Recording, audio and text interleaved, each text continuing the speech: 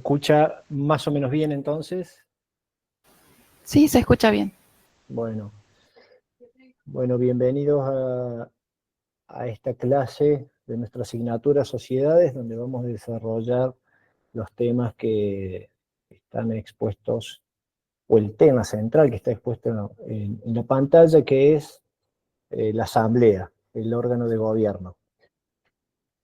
Como estamos manejando estas clases de formato combinado, eh, vamos a dejar grabada la clase, para lo cual necesito informarles previamente que la vamos a grabar, ¿verdad? Así que eh,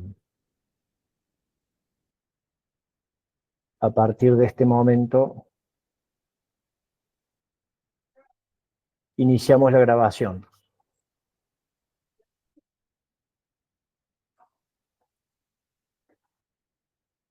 Bueno, está iniciada la grabación.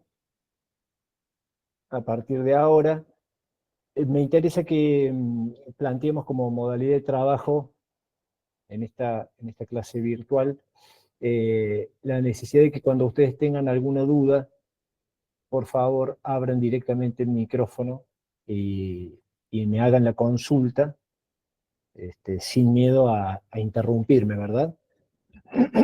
Porque hay mucha información acá en la pantalla, voy a tratar de estar atento al chat, pero preferiría que no usen el chat, no es necesario hacerlo, prefiero que lo hagamos abriendo el micrófono, ¿sí? Sin ningún problema.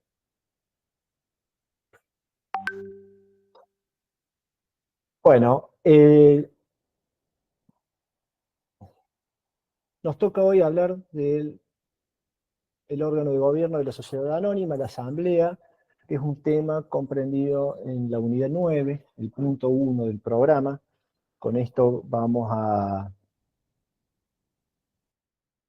hacer un paréntesis en el tema que han visto ustedes el lunes, ¿sí?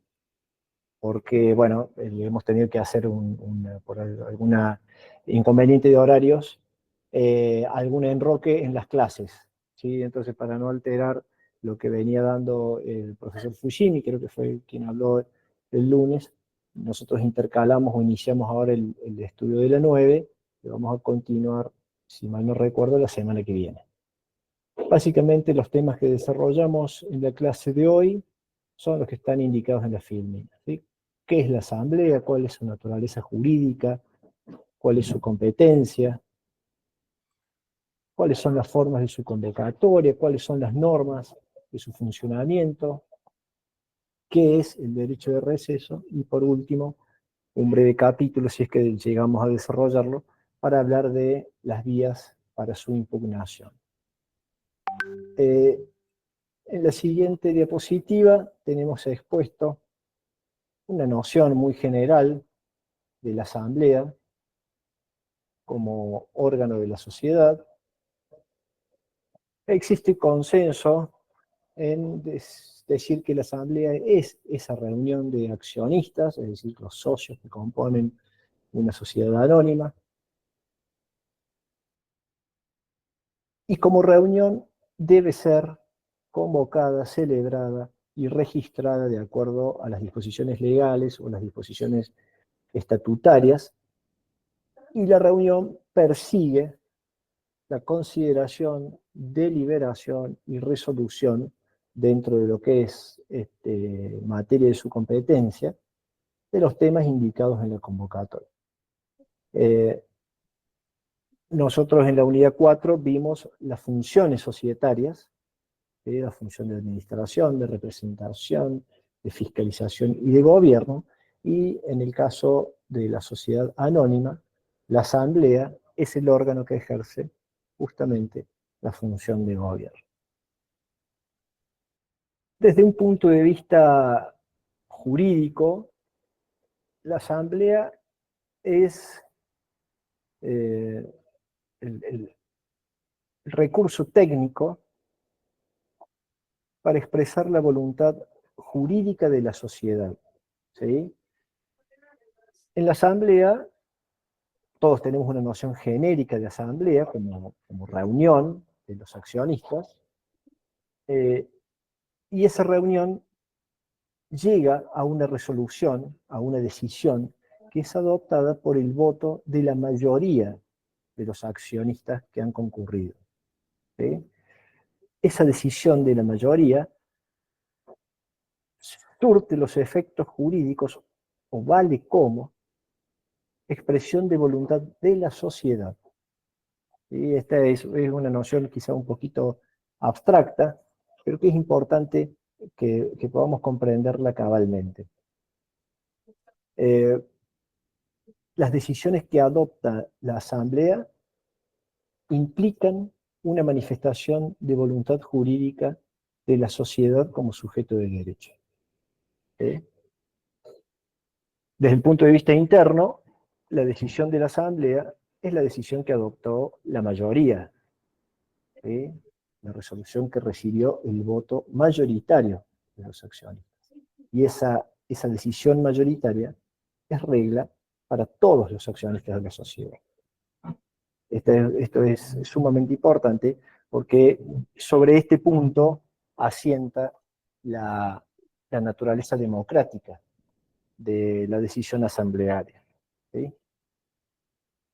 Las decisiones que adopte la Asamblea no requieren de una posterior aprobación o autorización de otro órgano de la sociedad. Por eso decimos que la Asamblea es el órgano soberano dentro de la estructura de una sociedad anónima. Para que una decisión asamblearia sea obligatoria, sea válida, tiene que haber sido dictada conforme a todos los requisitos que establecen la ley general, ¿sí? Considerando todo el sistema jurídico, y también el estatuto social y el reglamento. ¿Sí? Cuando las decisiones de la Asamblea no se conforman con estos órdenes normativos, pueden ser impugnadas de nulidad, y a eso es a lo que se refiere el artículo 251 y los siguientes que regula la ley.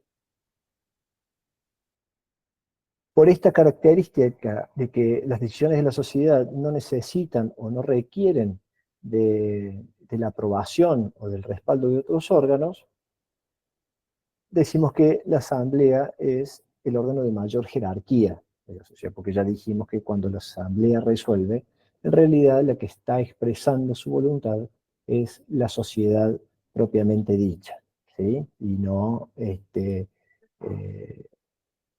uno de los accionistas, ni la mayoría, ni los que no votaron en contra, es toda la sociedad la que se expresa.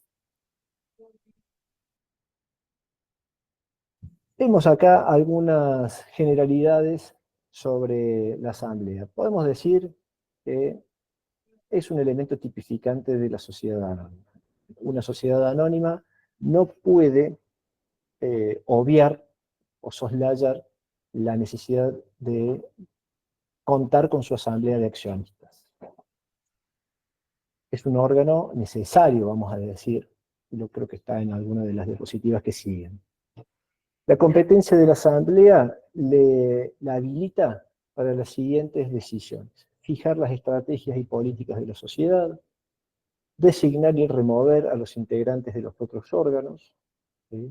A la Asamblea, por ejemplo, le compete la designación de los miembros del directorio, de los miembros de la sindicatura y, por supuesto, o del Consejo de Vigilancia, y también, por supuesto, a la remoción de eso. A la Asamblea le corresponde ejercer el control de mérito sobre la gestión y responsabilidad de los integrantes de los otros órganos. Es decir, a la Asamblea le compete considerar si el desempeño de los directores, de los síndicos o de los miembros del Consejo de Vigilancia ha sido adecuado, conveniente, ha sido beneficioso para la sociedad. A esas consideraciones de conveniencia, eficacia, son resorte de la Asamblea de Accionistas. La Asamblea de Accionistas, a su vez, es la que recepta y considera los informes que preparan los otros órganos. Por ejemplo, a la Asamblea se presentan los estados contables que confecciona el directorio y la memoria que también artículo 66 de la ley confecciona el directorio, y también considera y valora y se expide sobre el informe de la sindicatura o del Consejo de Vigilancia. También a la Asamblea le compete la fijación de las retribuciones de los miembros de los otros órganos, ¿sí? La Asamblea fija la remuneración de los directores, por ejemplo, de los síndicos, de los miembros del Consejo de Vigilancia. Le compete también la fijación del dividendo a distribuir a los accionistas, ¿sí? Lo que conocemos vulgarmente como el reparto de utilidades. Y también le corresponde resolver sobre actos de disposición o de administración extraordinaria, esto dicho en términos generales, y a su vez también las decisiones que tengan que ver con la modificación del contrato o del estatuto.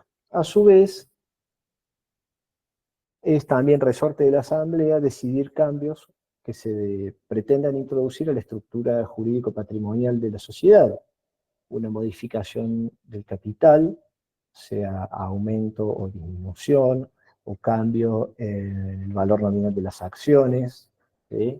O en el número de acciones, la creación de clases de acciones con distintos derechos, etcétera, etcétera. También la transformación, fusión o escisión de la sociedad, la prórroga, reconducción, resolución parcial, disolución y liquidación. Son los temas que genéricamente, podemos decir, competen a la Asamblea. Características del órgano, ¿sí? Bueno, primero, es importantísimo que destaquemos que la Asamblea es en sí misma un órgano de la sociedad, el órgano volitivo, ¿sí? Porque expresa la voluntad jurídica de la sociedad. Es un órgano necesario, dijimos recién, es típico, no puede existir una sociedad anónima en nuestro sistema que carezca de la asamblea, ¿sí? O, dicho de otro modo, la reunión de accionistas de una sociedad anónima siempre se ha de llamar asamblea y no de otro modo. Nosotros tenemos en nuestro sistema sociedades por acciones, como la sociedad por acciones simplificadas, las SAS, reguladas por la ley 27.349, en las que la reunión de los accionistas se denomina reunión de socios, no es asamblea. ¿Sí? Y ojo esto en los exámenes. Es un órgano no permanente, es colegiado, es formal, es deliberativo y resolutivo, y sus funciones son indelegables, aunque sobre esto vamos a hacer algún comentario. La primera característica es la que dijimos recién: la Asamblea es un órgano de la sociedad.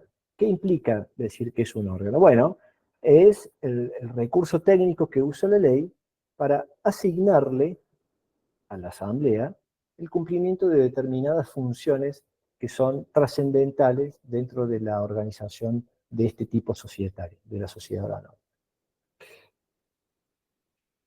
Cuando la Asamblea resuelve, está expresando la voluntad jurídica de la sociedad como sujeto de derecho.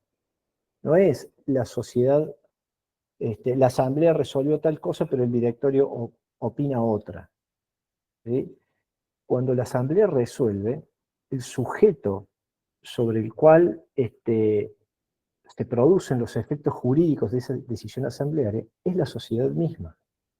Entonces, cuando la Asamblea decide no aprobar la gestión del directorio o establecer la responsabilidad del síndico por incumplimiento de sus funciones, la que adopta la decisión desde el punto de vista jurídico ha sido la sociedad y no el órgano en sí. ¿Por qué? Porque el órgano, la Asamblea, carece de una individualidad jurídica propia distinta a la sociedad o frente a la sociedad, ¿sí?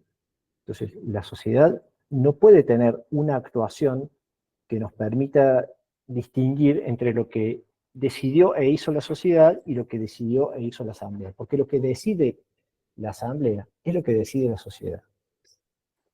La ejecución de las decisiones asamblearias, bueno, eso sí, corresponde al directorio, pero porque eso forma parte de la organización del sistema orgánico que tiene la sociedad anónima, ¿sí? La característica de la asamblea como órgano de la sociedad implica también que el voto que emiten los participantes de la asamblea, los accionistas que la componen, no los obliga personalmente en la medida en que las obligaciones sean asumidas por la sociedad. Por ejemplo, la sociedad resuelve la fusión, un tema que vamos a ver en unas bolillas más adelante. Bueno, la decisión social que adopta la asamblea de una determinada sociedad de fusionarse con otra, no obliga personalmente a los accionistas que componen la asamblea y a la sociedad, ¿sí? de quien la asamblea forma parte. Distinto es el caso en donde una asamblea resolviera, por ejemplo, un aumento de capital, en donde los accionistas que suscriban las acciones sí van a quedar personalmente obligados a cumplir con el contrato de suscripción.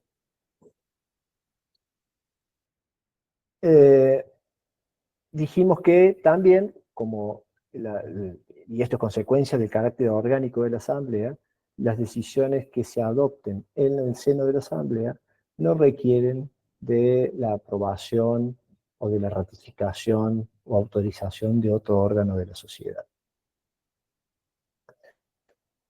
La Asamblea es un órgano, y esto se vincula con la característica de formal, las decisiones que se adoptan en el seno de la Asamblea son adoptadas por los presentes, por los accionistas que concurrieron y participaron efectivamente de la Asamblea, sin que importe el número y la representatividad de los accionistas que estuvieron ausentes, siempre y cuando se den algunas otras condiciones que ya vamos a mencionar, ¿sí? Que son básicamente el quórum. Pero en el funcionamiento orgánico, que es de base democrática de la Asamblea, las decisiones que adopta la Asamblea, lo dijimos al inicio, son las decisiones de la mayoría. Y esas decisiones de la mayoría obligan a todos los accionistas, obliga a toda la sociedad, jurídicamente hablando. ¿Es un órgano necesario? Bueno, dijimos ya, es un elemento tipificante. Es un órgano no permanente, no se encuentra permanentemente constituido y en funcionamiento, sino que se lo llama, se lo convoca, se reúne o constituye en contadas oportunidades. En primer lugar, tenemos que decir que, bueno, que se reúne, se convoca, se constituye cuando es llamado, cuando es convocado. No hay una actuación permanente o ininterrumpida de la Asamblea, ¿sí? Es un órgano colegiado. ¿Qué significa? Que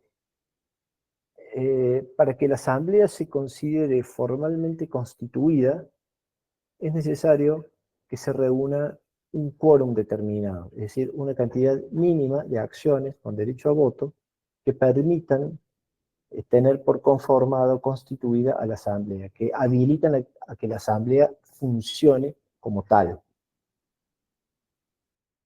Y el carácter colegiado también implica que las decisiones se adoptan por mayoría. Esto ya lo mencionamos recién.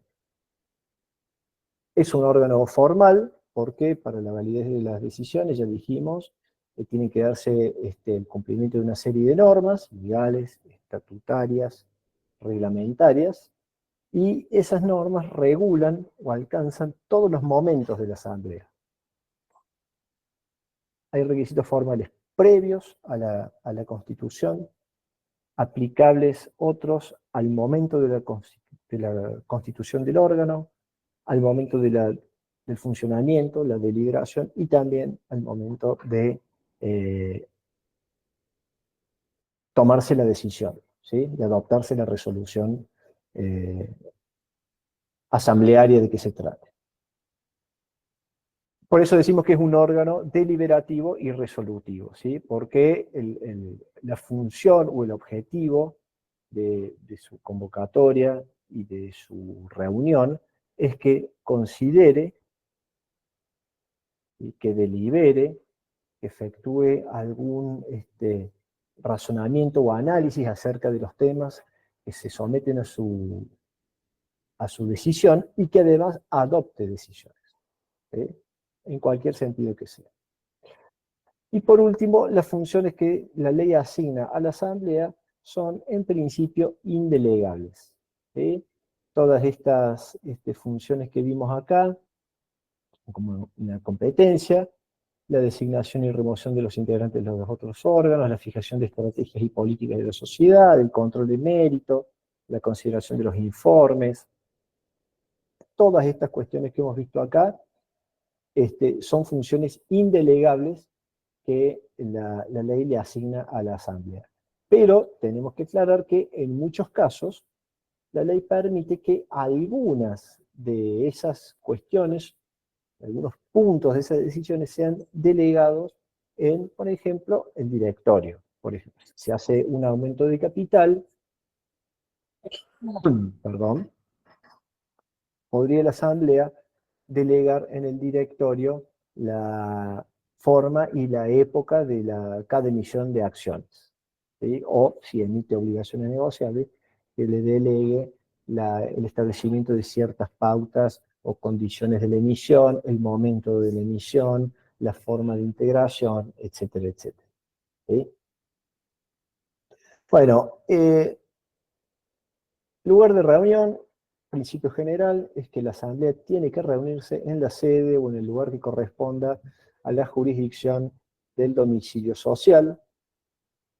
Esta es una regla general que está establecida en protección de los accionistas, ¿sí? Para evitar que puedan verse afectados sus derechos ante una asamblea que tuviera un lugar de reunión distinto o ubicado en otra jurisdicción, ¿sí?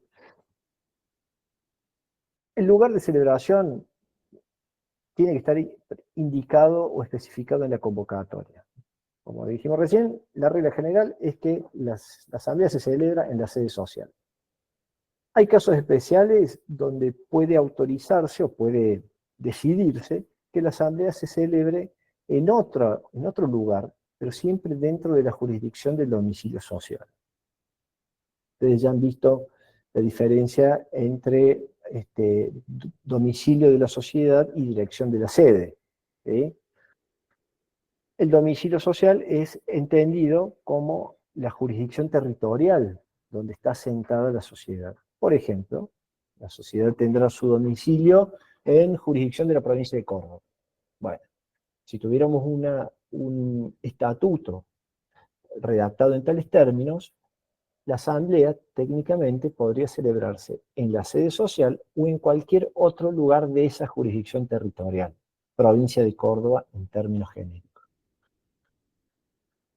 En cada caso particular habrá que analizar, o habrá margen para analizar, si la fijación de un lugar de celebración distinto a la sede social era una decisión razonable o fue una decisión dictada con abuso del derecho para, por ejemplo, impedir o dificultar que cierto accionista participara de la asamblea, ¿sí?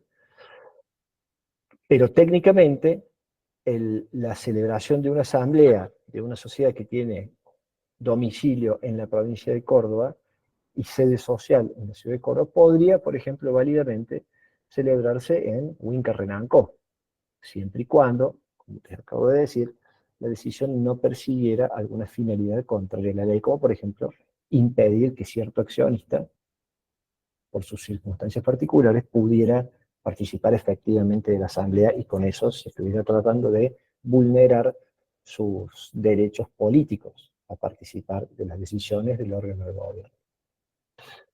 Si en cambio tuviéramos una sociedad con domicilio social fijado en jurisdicción de la ciudad de Córdoba, no sería jurídicamente correcto que se convocara a una asamblea para celebrarse en la localidad de La Calera, o en Huinca Renancó. ¿Por qué? Porque el domicilio social en ese caso establece una jurisdicción puntual que es la ciudad de Córdoba. Cualquier otra ciudad podría ser. Pero dentro de la jurisdicción sí es admisible el cambio de lugar de celebración de la asamblea. Jurisdicción y sede social en Ciudad de Córdoba, no sé, en la calle Rogelio Nores Martínez al 1100. Y la asamblea es convocada para ser celebrada en la calle Corro 1200. Bueno, jurídicamente sería posible. ¿Vamos bien hasta acá? Sí, profe.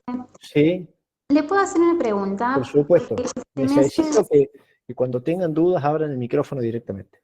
se me hace un poquito de lío en la diferencia entre el directorio y asamblea.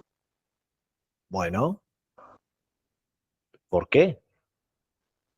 No, entiendo. Directorio es un tema que todavía no hemos desarrollado, es el que voy a desarrollar yo en el punto 2 de la bolilla 9. Ah, bien. Ok, perfecto. Entonces espero que lo Pero, no, tampoco se confíe tanto. Usted ya está en condiciones de saber que la asamblea es el órgano de la sociedad anónima que ejerce la función de gobierno de la sociedad anónima. Y el directorio es el órgano que cumple la función de administración de la sociedad anónima. Bien, ¿Sí? perfecto. Con eso se me La, clarifica. la asamblea para la sociedad anónima sería el equivalente a la reunión de socios de la SRL que ustedes ya han estudiado o están terminando de ver con el profesor. No, ya vieron con el profesor Fushimi, entiendo que. No sé si fue Fushimi o el profesor Ayman. ¿Sí? La asamblea es el órgano de gobierno de la sociedad anónima, así como la reunión de socios es el órgano de gobierno de la SRL. El directorio es el órgano de administración de la sociedad anónima, tal como la gerencia es el órgano de administración de la SRL. Ok, profe, ahí está ¿Sí? más claro. Se ¿Vamos me había mejor? salido porque pensé que él estaba también dentro de un órgano de gobierno, el directorio, pero no, es de administración. Exactamente, el directorio es órgano de administración. Perfecto, gracias. Eh, Bien, y como excepción a estas pautas que estamos mencionando sobre el lugar de celebración, decimos que cuando la asamblea es unánime, es decir, cuando de la asamblea participan todos los accionistas que componen el capital social y las decisiones se adoptan todas por unanimidad, se pueden reunir donde quieran, ¿sí? Se pueden reunir donde quieran. En un caso extremo diríamos una sociedad con domicilio social en la jurisdicción de la provincia de Córdoba, que decide celebrar su asamblea en la provincia de Tucumán. ¿Sí? No habría limitaciones jurídicas en ese caso, ¿sí? Porque no hay posibilidades de que ningún accionista en una asamblea unánime diga que el cambio del lugar de celebración lo perjudicó, porque estaban todos y todos decidieron en el mismo sentido. La asamblea permite que identifiquemos distintas clases, ¿sí? Hay clases o categorías de asamblea. En primer lugar, podemos distinguir entre asambleas generales y asambleas especiales. En las asambleas generales se convocan, participan o pueden participar, son llamados, mejor dicho, deliberan y votan todos los accionistas sin distinción de clases. Asambleas son asambleas generales cuando el llamado y la participación se efectúa para todos los accionistas de la sociedad, sin distinguir entre clases o categorías de acciones. Estas asambleas generales pueden ser ordinarias o extraordinarias. La asamblea ordinaria y la asamblea extraordinaria son siempre asambleas generales. Y la diferencia entre una asamblea ordinaria y extraordinaria radica en los temas para los cuales es llamada a considerar. ¿Sí? Ya vamos a ver, cuando analicemos los artículos 234 y 235, la distinta competencia que tiene una y otra categoría de asamblea general. Por oposición a las asambleas generales, las asambleas especiales son aquellas en las que se convoca, participan y deliberan solamente accionistas de una determinada clase o categoría de acciones. La asamblea especial está regulada en el artículo 250 de nuestra ley, ¿sí? De la ley de sociedad. Competencia para la asamblea ordinaria. Bien, de este tema se ocupa el artículo 234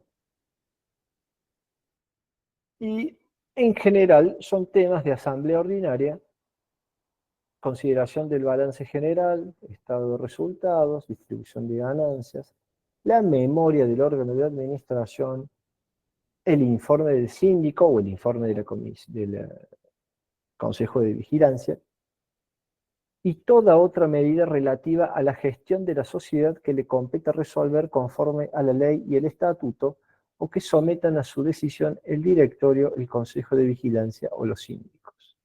Entonces, consideración de estados contables, memoria, informe del órgano de fiscalización y toda otra medida relativa a la gestión de la sociedad es recurso o resorte de la asamblea ordinaria.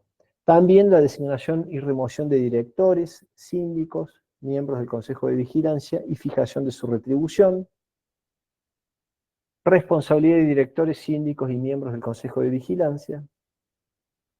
Cuarto, aumentos de capital conforme al artículo 188, es decir, aumentos de capital dentro del quíntuplo y que estén previstos en el estatuto. Y la aclaración de la parte final del 234, que establece que para considerar los estados contables, los informes del órgano de fiscalización y la memoria, y designar y remover directores y síndicos, deberá ser convocada dentro de los 4 meses siguientes al cierre del ejercicio.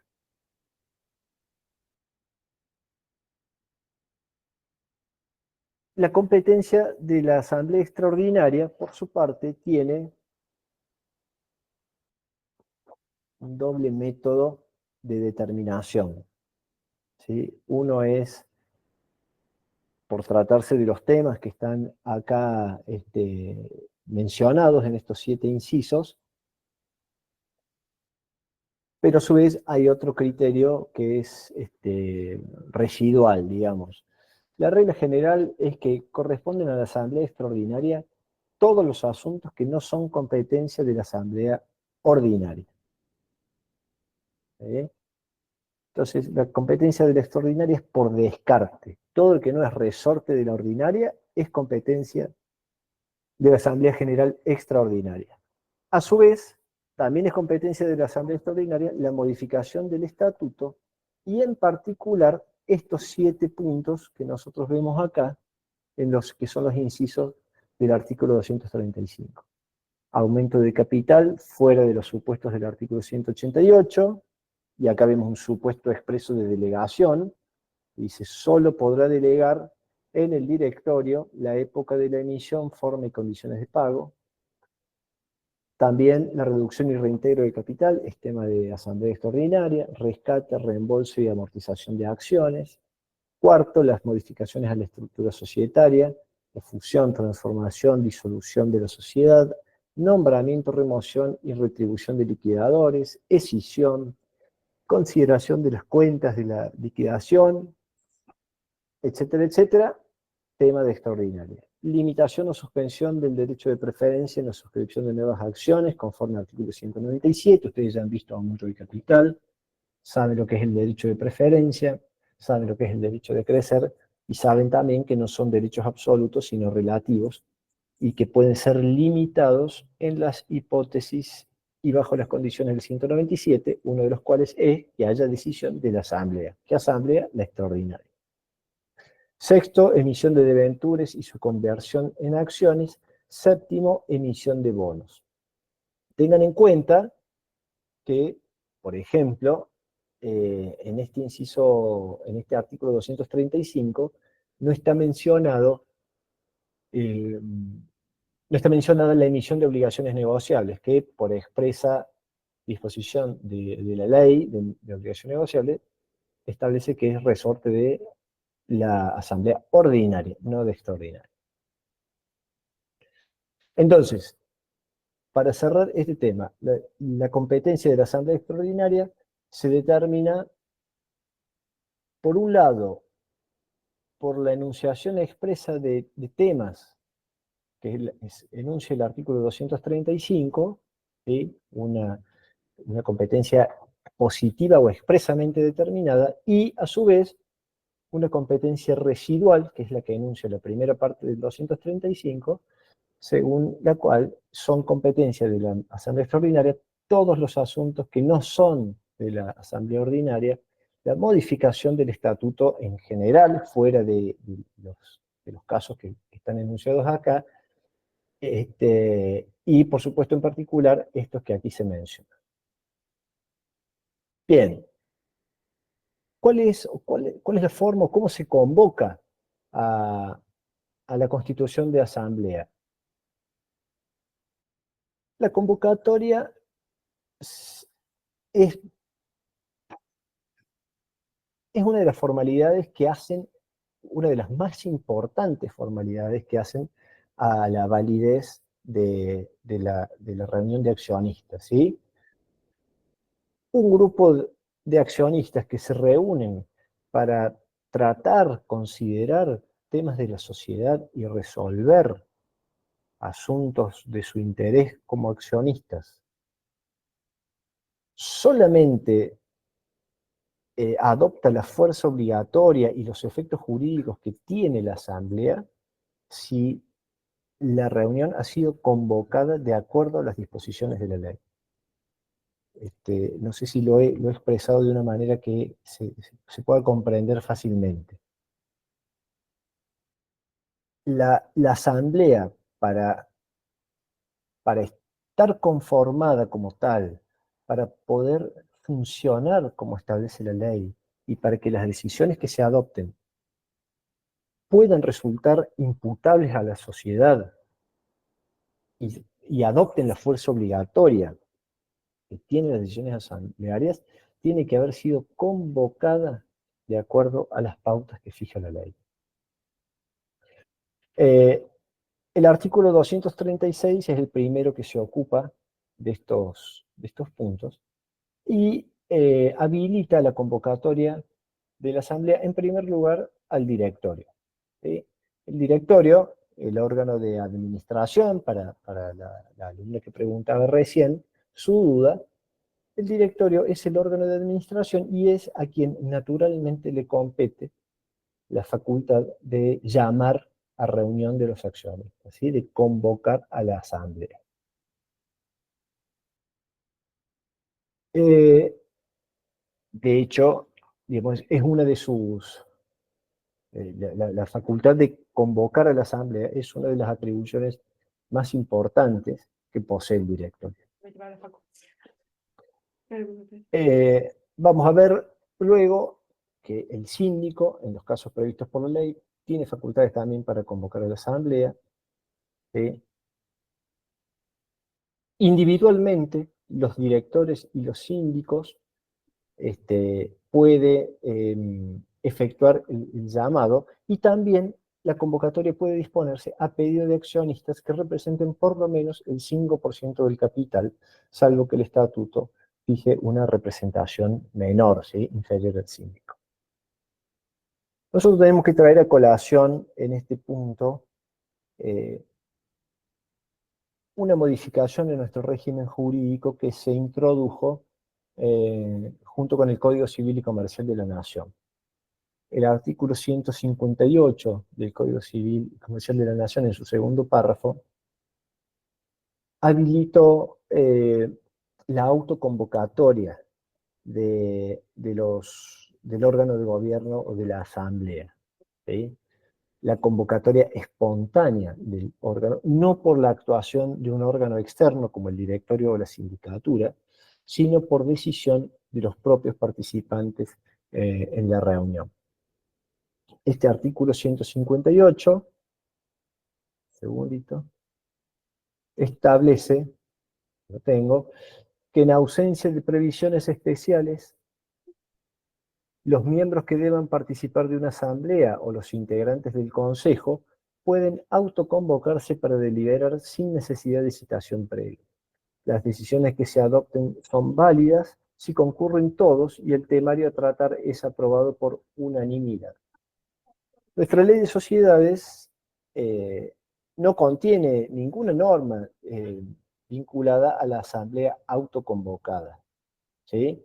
Sin embargo, sí preveía las asambleas unánimes y los organismos de contralor societario receptaron, antes de la vigencia del Código Civil, en algunos casos, la posibilidad de autoconvocarse los miembros del órgano de gobierno, básicamente las asambleas, que para esto que venimos hablando ahora.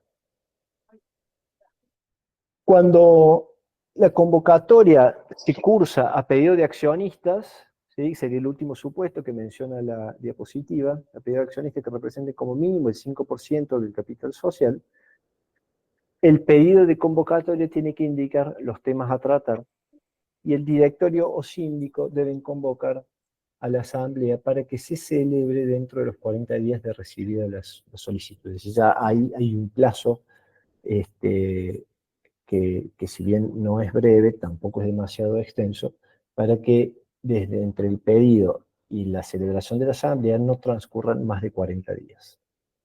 Por supuesto que cuando el directorio o el síndico omiten hacer la convocatoria, sea porque corresponde o porque lo haya solicitado cualquier accionista, podrá hacerse la convocatoria a través, solicitándola a la autoridad de contralor o judicialmente, ¿sí?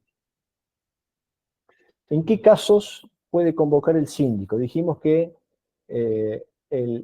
el órgano a quien compete naturalmente la facultad de convocar a la asamblea es el directorio.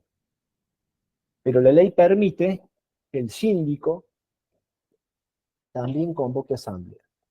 Si se trata de una asamblea ordinaria o especial, el síndico puede convocarla ante la omisión del directorio. Es una facultad que la ley le da al síndico en el artículo 294, inciso 7.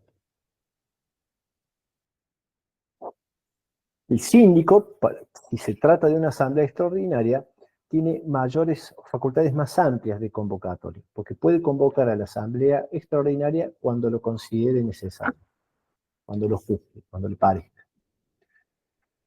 Y el síndico puede, técnicamente debe, convocar a asamblea, sea ordinaria o extraordinaria, cuando se lo soliciten accionistas que representen por lo menos el 5% del capital.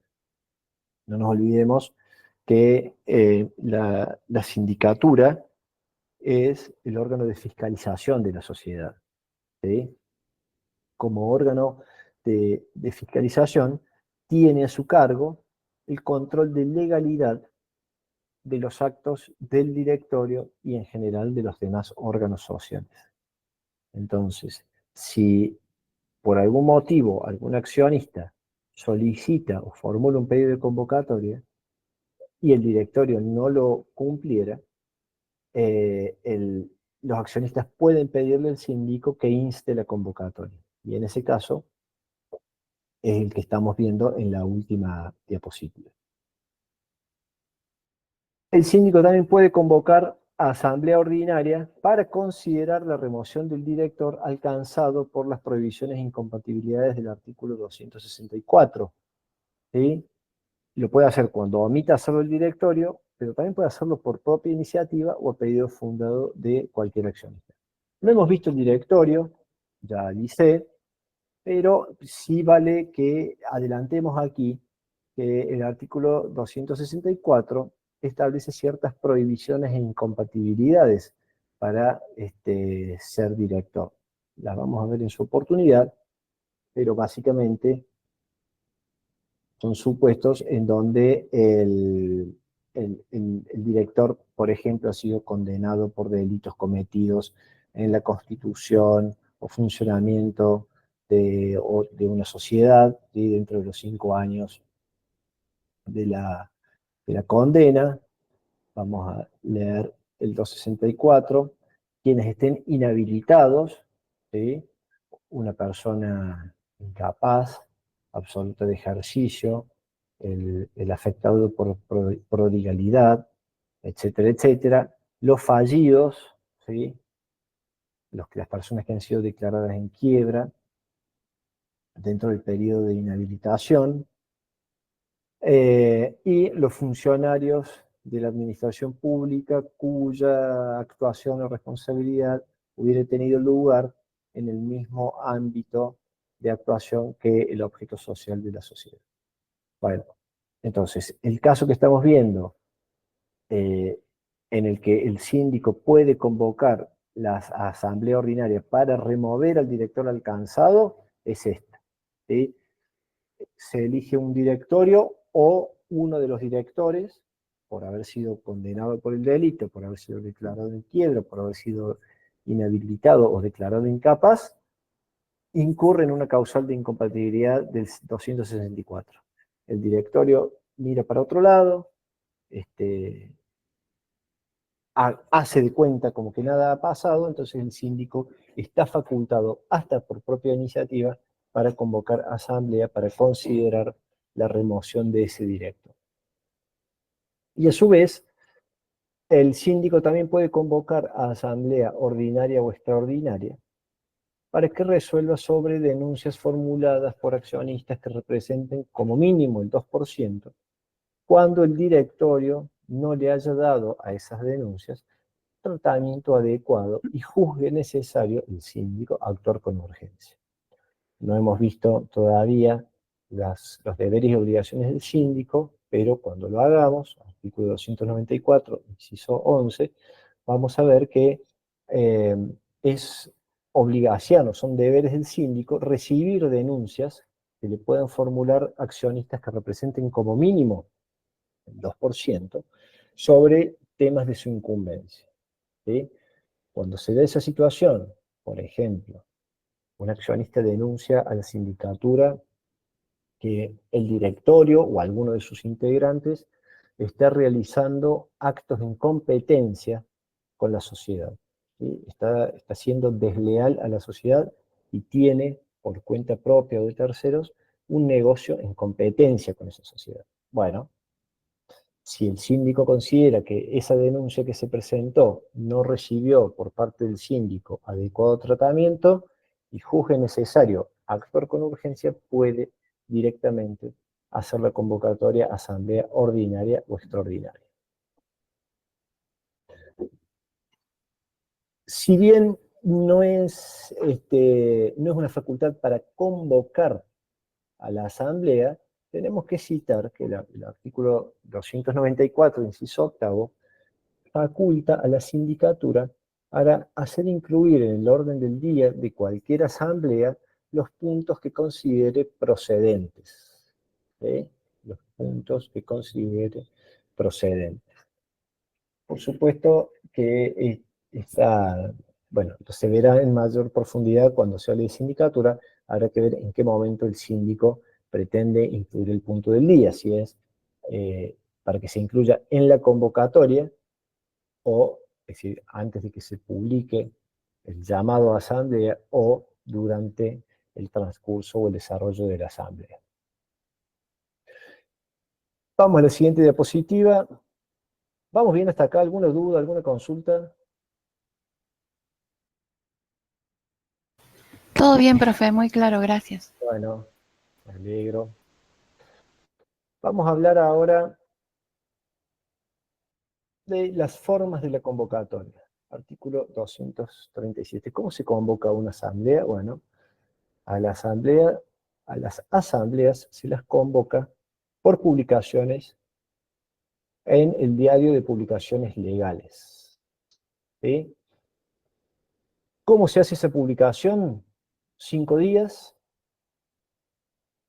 con 10 de anticipación como mínimo y 30 como máximo. Son 5 días de publicación, ¿sí? El aviso de la convocatoria tiene que publicarse durante 5 días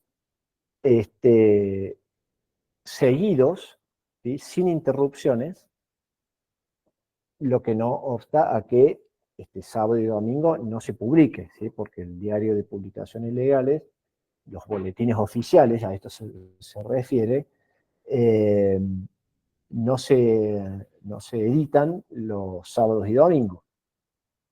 ¿Alguien ha leído alguna vez un aviso de convocatoria o ha visto alguna vez un aviso de convocatoria a una asamblea? Yo no. ¿No? No, profe. Bueno, les pido que me den unos segundos, vamos a proyectar en pantalla. A ver qué salió hoy.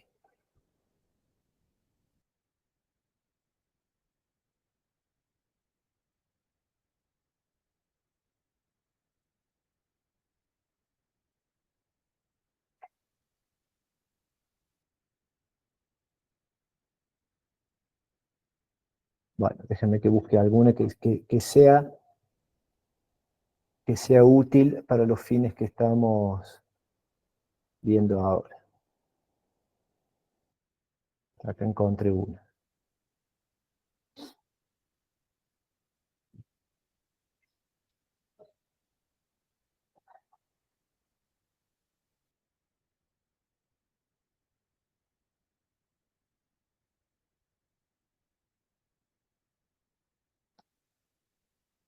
Bueno, ¿están viendo ahí la página del boletín oficial? Sí, profe. ¿Sí? Bueno, ven ahora, ahí dice Sí, sí se ve. Sanatorio y Clínica San Justo Privado S.A. de la ciudad de San Francisco, por acta número 7 del directorio, de fecha 5 de abril, se convoca a los accionistas de esta sociedad. En realidad no estamos revelando ninguna información privada, ¿no? Estamos proyectando una publicación abierta, disponible para cualquiera y hecha en el diario de publicaciones legales de nuestra provincia. Se convoca a una asamblea general ordinaria a celebrarse el 29 de abril a las 18 y 19 horas, en primera y segunda convocatoria respectivamente, en tal calle, tal lugar de la ciudad de San Francisco, para tratar el siguiente orden del día. ¿Sí? Profe, disculpe. Sí. Nosotros vemos la pantalla del boletín oficial, no la emergente, porque usted debe haber compartido Denme un segundito que lo voy a volver a... ventana. Si comparte toda la pantalla, ahí sí vemos cualquier ventana emergente. Acá estamos. ¿Ahora sí? Ahora sí, gracias, profe. De nada. Sí, profe, gracias. Bueno, es que supuestamente yo navegué en la misma pestaña, pero se ve que algo pasó. Bueno, esta es la que estamos proyectando.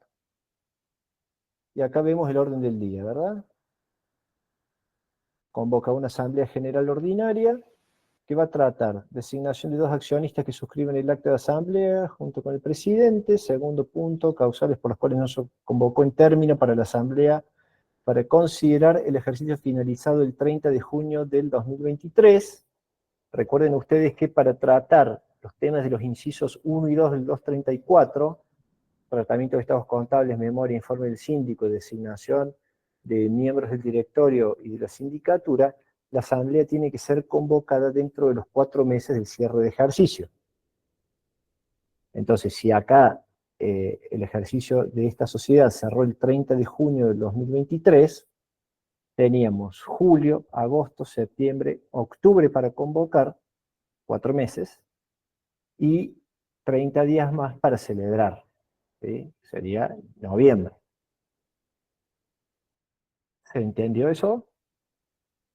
O mejor dicho, lo expliqué bien. Sí, profe, o sea, después de terminado el ejercicio, 4 meses Para tiene convocar. y ¿Por qué? 30 Porque días para publicar. no, 30 días para celebrarla. Ah, La perdón, asamblea. sí, parece. Ya vamos a Gracias. ver por los plazos de la publicación. Profe, ¿puede repetir, por favor, los motivos para esta convocatoria? ¿Es lectura de balance? Eh, ¿Usted quiere que me hace una pregunta sobre el edicto que estoy proyectando o sobre lo que dispone la ley? Sí, sobre lo que dispone la ley y Claro, los el plazos. artículo 234, el artículo 234 establece que para tratar los temas de los incisos 1 y 2, que es tratamiento de estados contables y designación de directores y síndicos, la asamblea tiene que ser convocada dentro de los 4 meses siguientes al cierre del ejercicio. Bien, Entonces, gracias. acá vemos que, digamos, esta asamblea que estamos proyectando en este ejemplo va a considerar memoria y documentación contable correspondiente al ejercicio cerrado el 30 de junio del 2023. ¿Sí? El punto 2 del orden del día de esta asamblea dice que va a considerar las causales por las cuales no se convocó en término. ¿Por qué? ¿Cuál era el término? Bueno, eran esos 4 meses desde el cierre del ejercicio. Si cerró el 30 de junio, los 4 meses eran julio, agosto, septiembre y octubre para convocar, y decimos genéricamente un mes más para celebrar, porque el plazo máximo de la publicación de la convocatoria, entre la primera convocatoria y la celebración de la asamblea, son 30 días. ¿Sí? Sí, profe, gracias. Bueno, entonces, el orden del día de esta asamblea dice consideración del resultado del ejercicio, en vistas será a establecer si la asamblea va a distribuir o no dividendos. Bueno, y acá vemos en la parte final del edicto esta información. 5 días es la cantidad de días por las cuales se publicó el aviso. ¿Sí? Este número, que es el número del aviso, un número de orden que le asigna el boletín oficial a la contratación de la publicación. Este fue el costo, un dato totalmente irrelevante para nosotros. Y esta es la fecha de la última publicación, que casualmente es hoy. ¿Sí? Porque hoy es 18 y esta publicación es la de hoy, jueves 18 de abril. Entonces el jueves 18 fue la última publicación. 18, 17, 16, 15, que fue el lunes, y la publicación anterior debe haber sido el viernes 12. ¿Son días hábiles, profe? El boletín oficial se publica solamente en días hábiles, ¿sí? De lunes a viernes. El requisito legal es que la convocatoria se publique en días consecutivos, seguidos. Entonces, si la primera publicación salió un martes, ¿sí? La primera publicación martes, la segunda un miércoles, jueves, viernes y lunes. Si por algún error que suele ocurrir, un error administrativo de boletín oficial, antes era más común, antes solía pasar. Hoy con las publicaciones electrónicas yo no recuerdo en los últimos años, desde la pandemia para acá, y un poquito antes también, no he oído de errores en la publicación. Pero no puede no puede saltearse un día. Entonces, si la primera publicación salió el lunes, no puede salir lunes, martes, jueves, viernes, lunes. Tienen que ser los 5 días consecutivos la publicación. Lo que no opta el fin de semana, que es lo que decía recién. Señorita Torres Costilla, levantó la mano. O no sé si apretó algo sin querer. Me parece que ha sido sin querer. Bueno, y no sé quién me hizo la pregunta sobre los días. Ellos sí eran días hábiles. Sí, sí. Claro, Entiendo que son días consecutivos, pero no se cuentan los fines de semana. claro, porque el boletín oficial no sale los fines de semana. El boletín oficial se publica de lunes a viernes y en algunos feriados no hay publicación. Gracias. De nada. Bueno, ¿estamos bien hasta acá?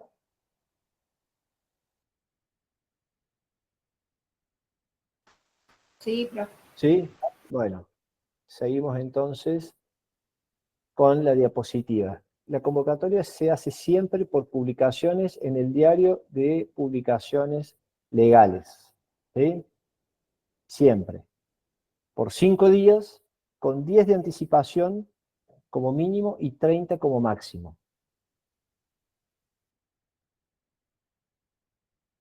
Las sociedades incluidas en el artículo 299, es decir, las sociedades que están alcanzadas por la fiscalización estatal permanente, tienen que publicar avisos por el mismo término, además del diario de publicaciones legales, en un diario de mayor circulación general de la República. En Córdoba, la Inspección de Personas Jurídicas admite que la convocatoria se publique en cualquier diario de circulación local. Por ejemplo, Comercio y Justicia, La Voz del Interior, no recuerdo qué otros diarios en papel se editan en Córdoba, ¿sí? Pero tienen que ser publicaciones diarias, que salgan todos los días. Nosotros tenemos algún periódico, que si mal no recuerdo es Perfil, que se edita solamente sábados y domingos. Los 10 días de anticipación son antes de la asamblea, ¿verdad?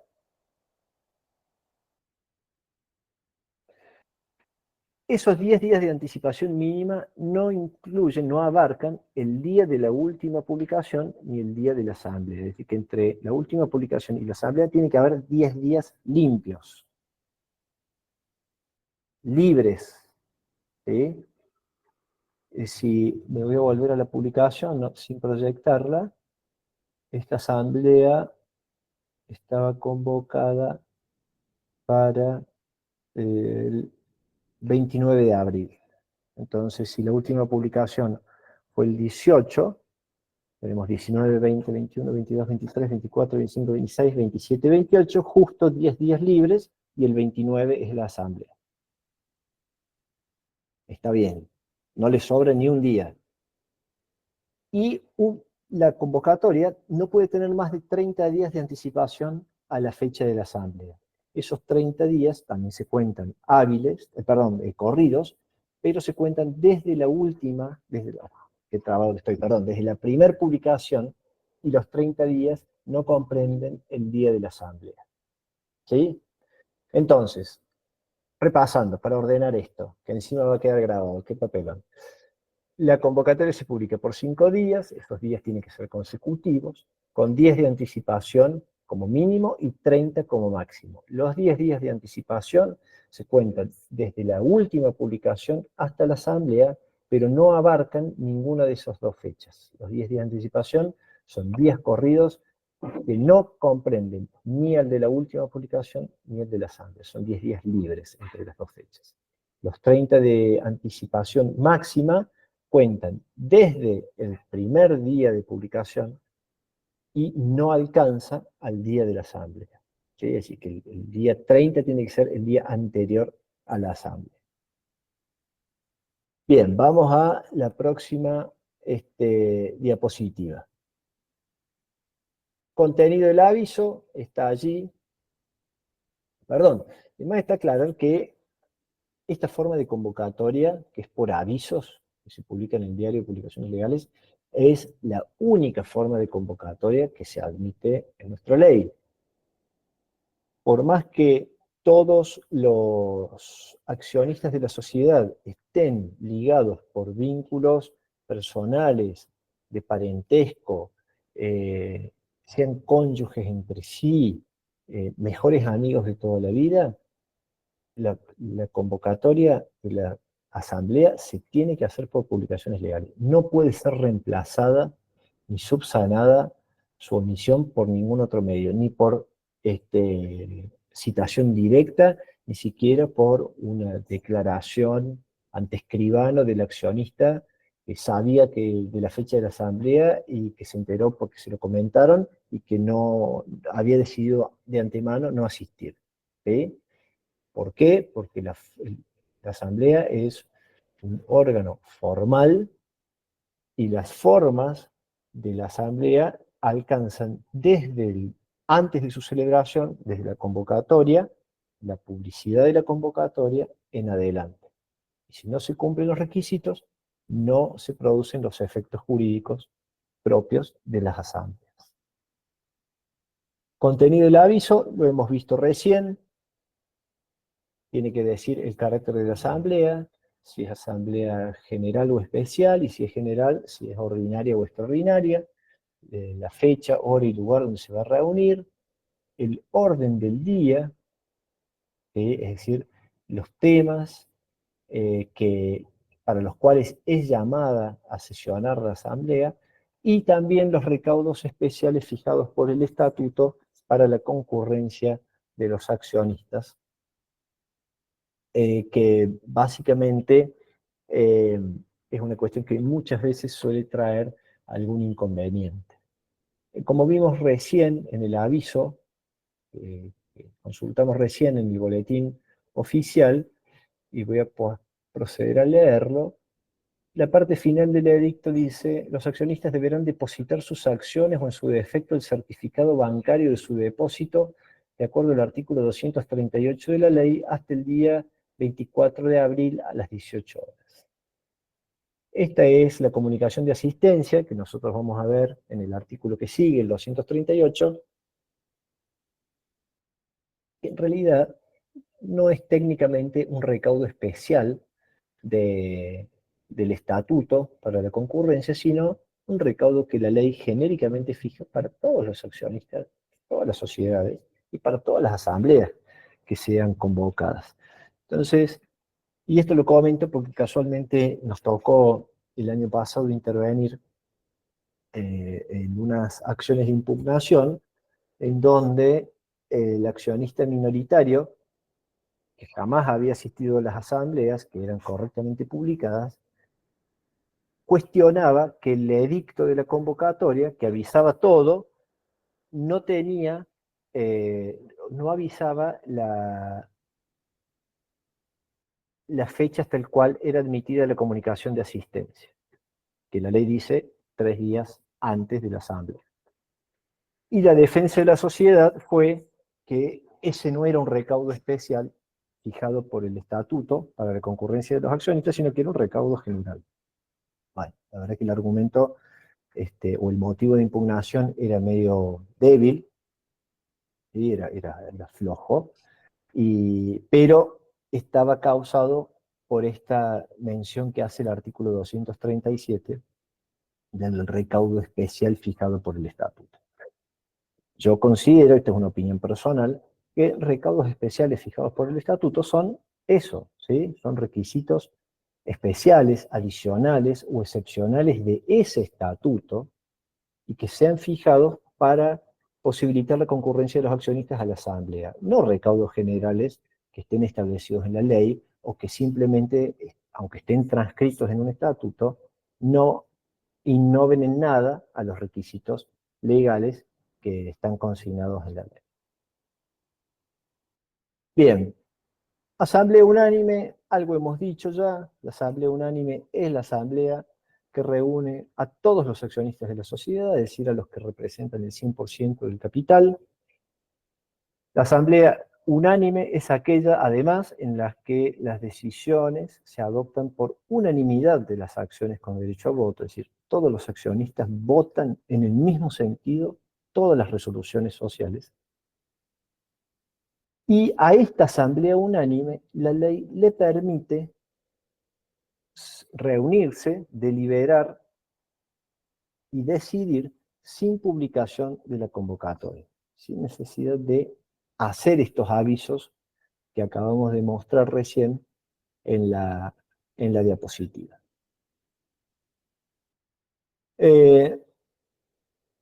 Las convocatorias o los llamados a la asamblea, ¿sí?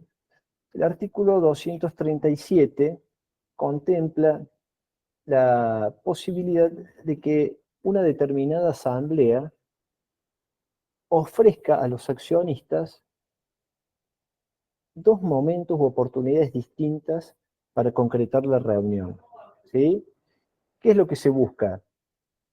Se busca permitir a la asamblea que logre o que pueda considerarse reunida y pueda comenzar a funcionar como órgano colegiado de la sociedad, que pueda comenzar a deliberar y a adoptar las resoluciones, aunque inicialmente no haya obtenido el quórum necesario.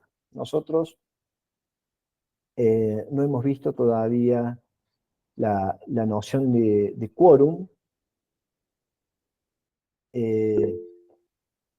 Sí, Sí, perdón, profe. Esto de la asamblea unánime, me quedé con la diapo anterior. Perdón que... sí, ahí la busco, ahí está. Ahí va. Esto de la asamblea unánime, ¿se encuentra en alguna parte de la ley o lo tenemos en el manual como una cuestión teórica? No, no, está en la ley, sí, 237. Ah, yo me fui. Déjeme que lo busque. Asamblea unánime. Ahí está, Ahí está, ahí está. Entonces, ahí llegué. puede ser de una celebración espontánea donde estén todos. Bueno, una cosa, ahí volvemos a un concepto que yo mencioné anteriormente. Una cosa es la asamblea unánime y otra cosa es la asamblea autoconvocada. La asamblea autoconvocada no está contemplada en nuestra Ley General de Sociedades, Sí. no está legislativamente reconocida por nuestra Ley General de Sociedades, sino que está contemplada por el artículo 158 del Código Civil y Comercial de la Nación. El artículo 158 del Código Civil y Comercial se ubica sistemáticamente en la parte general de personas jurídicas, así que las normas de esta sección son aplicables en general a todas las personas jurídicas, no solamente a las sociedades reguladas por la ley 19.550, sino a las asociaciones civiles, a las fundaciones, a las sociedades cooperativas, etcétera, etcétera, ¿verdad? Ujú. Una cosa entonces, la asamblea autoconvocada, que es aquella que se reúne y comienza a funcionar espontáneamente, sin que haya sido llamada o convocada por el órgano competente. Casos, bueno, una sociedad en donde todo su directorio falleció, hizo abandono del cargo y huyó, ¿sí? Se han desaparecido, si no se los encuentra, se los busca, se los ha tratado de intimar para que que hagan el llamado a asamblea y demás, y por el motivo que sea, que podría ser así tan sencillo como que alguna vez ha pasado, un directorio unipersonal falleció el director titular, falleció el suplente, y no tenemos directorio. ¿Y qué vamos a hacer? ¿Vamos a iniciar un juicio para que la justicia disponga la intervención judicial de la sociedad, nombre un administrador para que haga una convocatoria? Si somos dos socios en la sociedad, estamos de acuerdo en que se murieron los integrantes del directorio, estoy poniendo un caso extremo y hasta dramático, Claro, claro. pero queremos decir, ya sabemos quién vamos a designar. Queremos designar, vamos a contratar a otro director.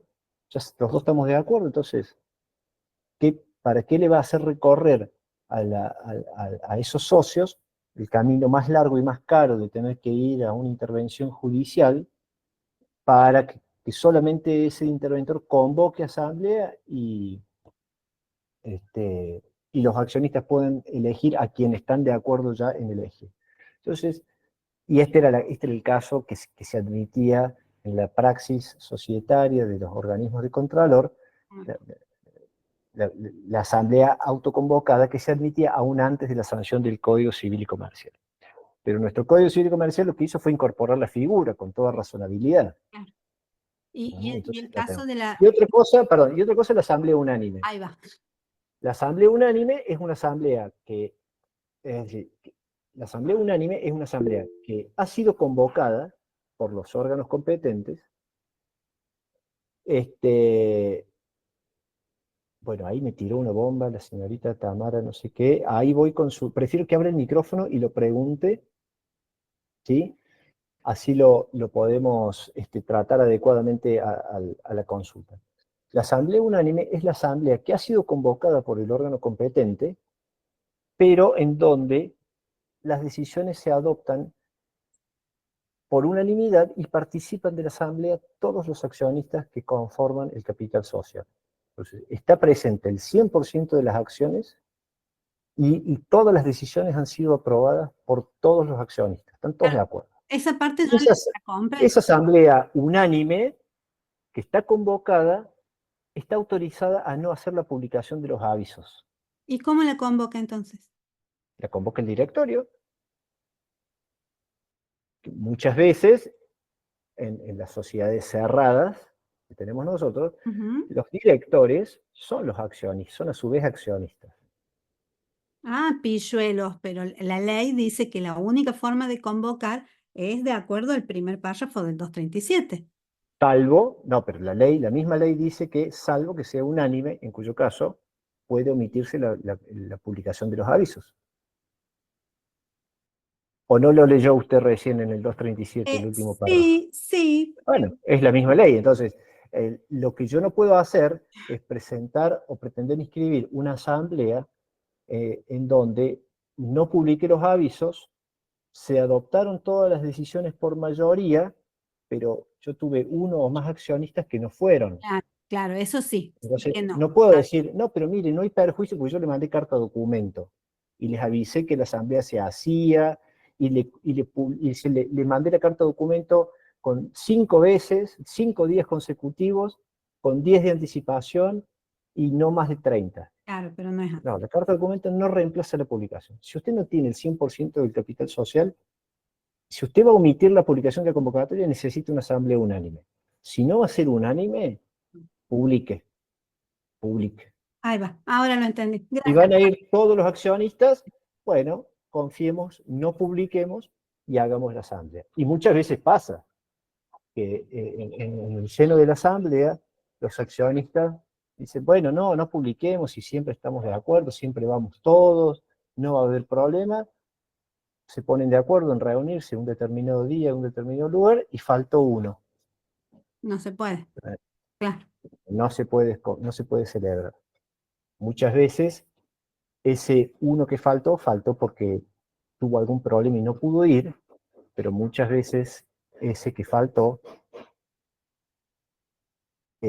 no fue a la asamblea porque cambió de opinión y ya no está tan de acuerdo con sus socios. Entonces hubiera votado en contra. Claro. Ahora se sí. Se convoca, no se publica, está presente el 100% del capital, pero las decisiones no se adoptan por unanimidad, tampoco hay asamblea unánime. Tampoco funciona. Porque la unanimidad requiere los dos extremos, presencia del 100% del capital y unanimidad en las resoluciones. Bárbaro. Hoy me costó un poquito. Gracias, profe. A mí también, no se crea. Señorita Ledesma, Tamara Ivonne, la asamblea ¿cómo le va? Hola, profe. Lea su mensaje para todos o dígalo de nuevo.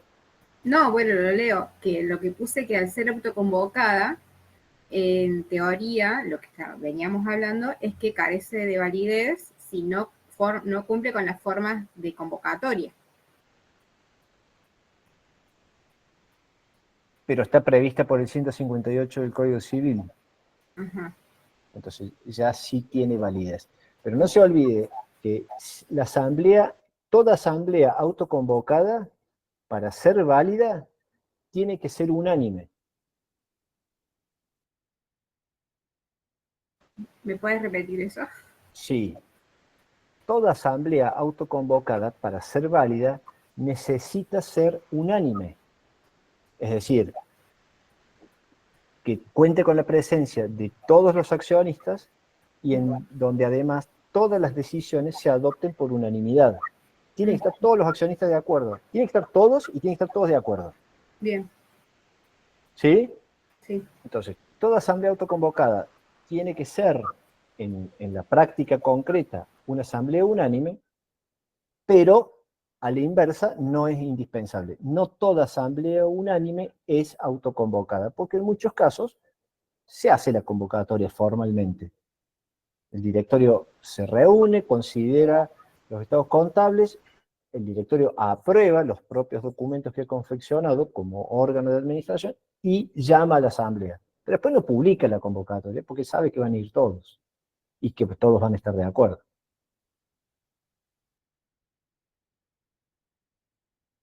Bien, profe. Gracias. A mí me gustaría saber si para todos los que están presentes en este Meet está igualmente claro. Y prefiero que abran el micrófono y griten o hagan lo que... Sí, profe. ¿Sí? Muy claro. Bueno. Sí, profe, gracias. Podemos buscar... no tengo la diapositiva sobre el 158, pero se los leí. Búsquenlo, ¿no es cierto?, al artículo 158, Código Civil y Comercial de la Nación. Bueno, estamos viendo entonces primera y segunda asamblea. Sí, claro, está bien.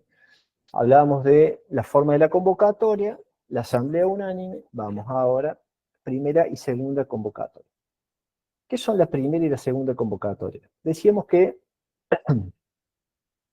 la ley permite que una misma asamblea tenga distintos llamados, ¿sí? Distintas oportunidades que tengan los accionistas para poder concretar la reunión, ¿sí?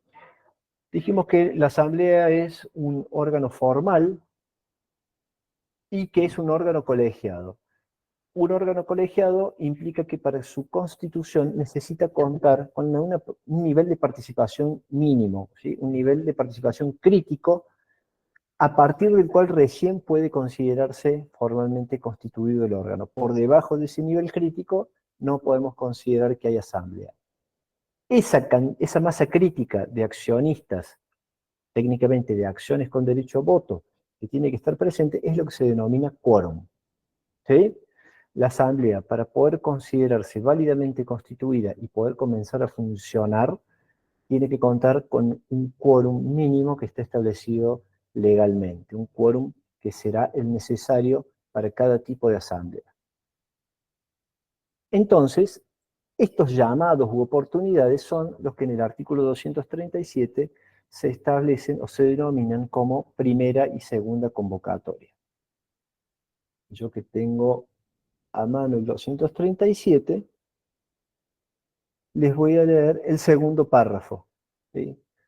La asamblea en segunda convocatoria, por haber fracasado la primera, deberá celebrarse dentro de los 30 días siguientes y las publicaciones se harán por 3 días con 8 de anticipación como mínimo. El estatuto puede autorizar ambas convocatorias simultáneamente, excepto para las sociedades que hacen oferta pública de sus acciones en las que esta facultad queda limitada a la asamblea ordinaria. La convocatoria simultánea.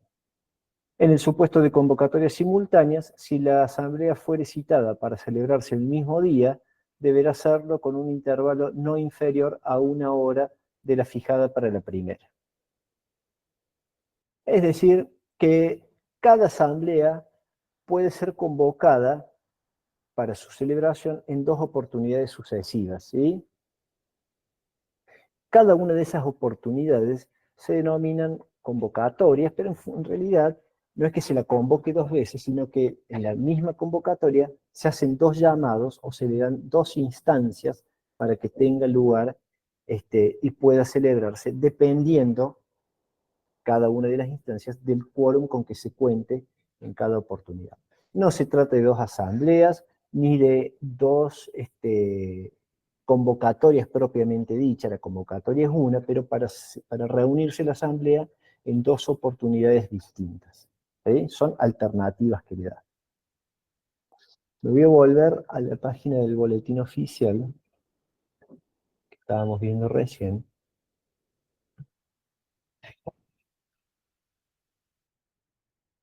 Porque casualmente Profe, disculpe. Sí. No me queda claro lo que es convocatoria simultánea. ¿Quiere decir que entre la primera y la segunda pueden correr juntas? La convocatoria se hace una sola vez. Los llamados, ¿sí? La ley permite que el estatuto prevea que los 2 llamados se hagan simultáneamente. Es decir, el directorio llama a Asamblea General Ordinaria de Accionistas para celebrarse el 29 de abril a las 18 horas en primera convocatoria y a las 19 horas en segunda convocatoria. Esas son las convocatorias simultáneas que permite la ley. ¿Sí? Gracias. ¿Cómo se desarrolla esto en la práctica? Ya vamos a proyectar el edicto para no seguir confundiendo. Con la diapositiva que tenemos ahí en pantalla. Si fracasa la asamblea en el primer llamado por no haberse obtenido el quórum necesario, la asamblea puede ser llamada en segunda convocatoria. En ese caso, la asamblea llamada en segunda convocatoria tiene que realizarse dentro de los 30 días siguientes. Exige esa segunda convocatoria una publicación especial de edictos que es por 3 días, 3 avisos van a salir, con 8 de anticipación mínima. Entre la última publicación y la fecha de la asamblea en segunda convocatoria tienen que quedar 8 días corridos, libres, sin publicación y sin asamblea. Y por supuesto, respetarse el mismo orden del día fijado para la primera convocatoria, porque es siempre la misma asamblea. La asamblea se llama en 2 momentos, se le dan 2 oportunidades para que se reúna. ¿Sí? ¿Qué permite el artículo 237? Que está acá. El artículo 37 establece que el estatuto puede autorizar que ambas convocatorias se efectúen simultáneamente. Es decir, que en el aviso donde se publica la convocatoria se hagan ambos llamados. ¿Sí? Excepto en las sociedades anónimas que hacen oferta pública de sus acciones, en las que esa facultad queda solamente reservada a la asamblea ordinaria, y con la salvedad de que en caso, es decir, cuando el estatuto autorice, ¿sí?, al disponerse las convocatorias simultáneas, si los llamados coinciden en el mismo día, que es lo que suele ocurrir, debe fijarse un intervalo de al menos 1 hora entre la primera convocatoria y la segunda. Por eso, en este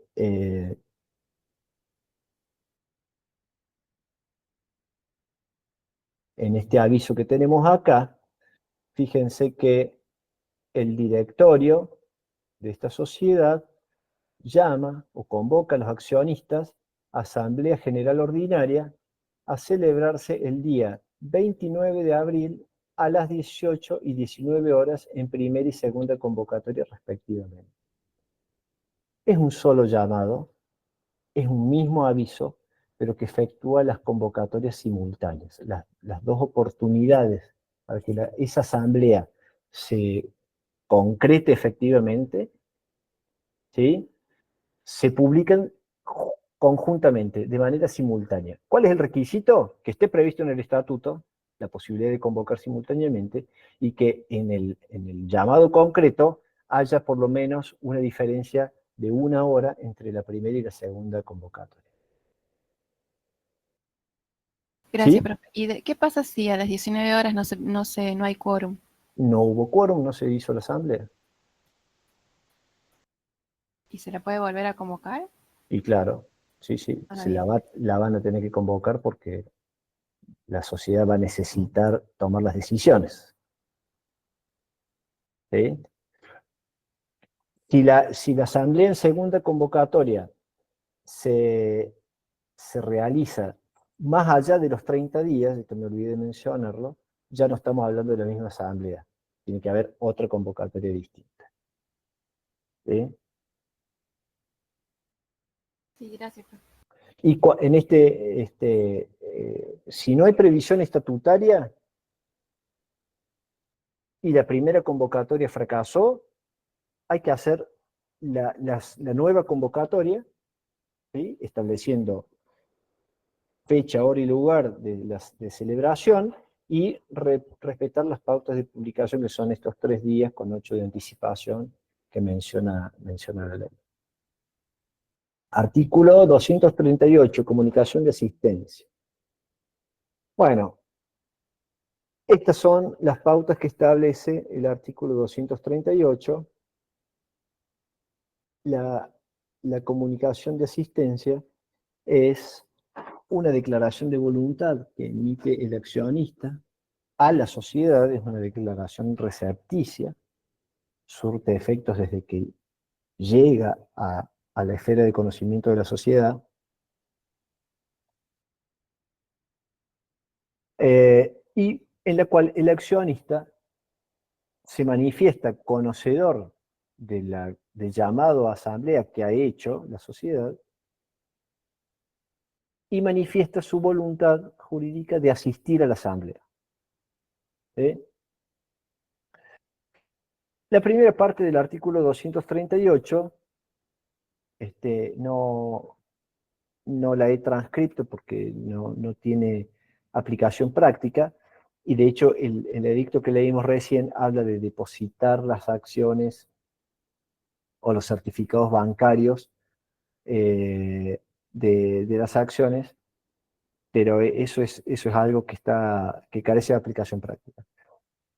Lo importante acá es que los titulares, los accionistas, los titulares de acciones nominativas o escriturales cuyo registro sea llevado por la propia sociedad deben cursar comunicación para que se los inscriba en el registro de asistencia.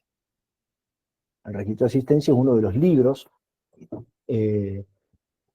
obligatorios de la sociedad anónima, y es el libro en donde casualmente se registra a los accionistas que comunican asistencia a las distintas asambleas que son llamadas, y el día de la asamblea participan efectivamente.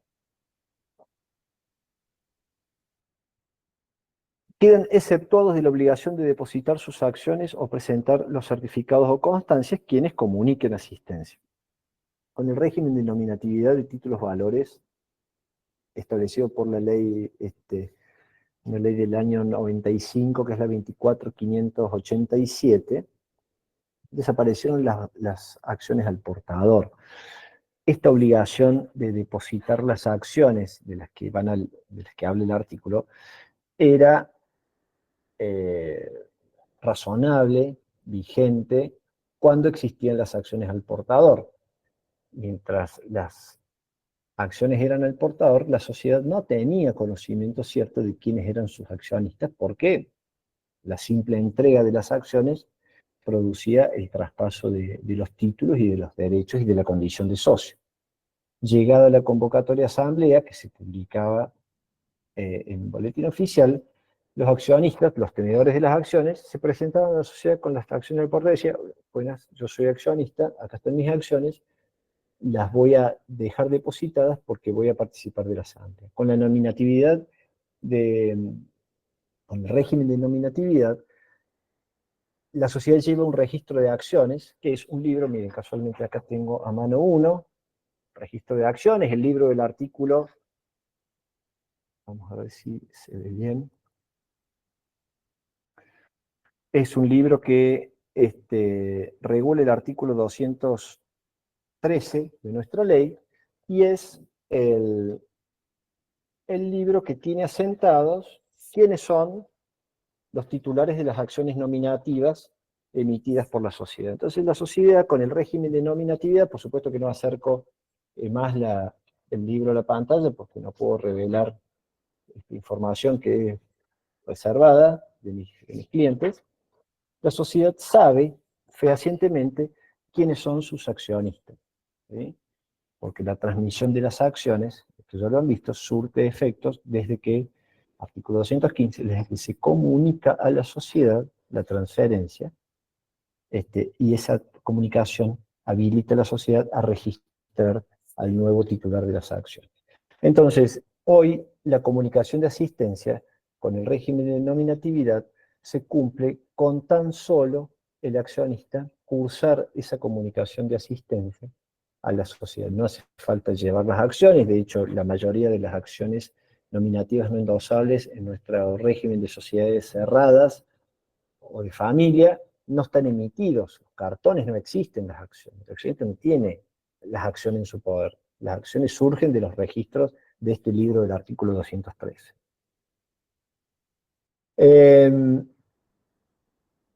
La comunicación de asistencia tiene que hacerse dentro de un determinado plazo, ¿sí? Que es con 3 días hábiles de anticipación al de la fecha fijada para la asamblea.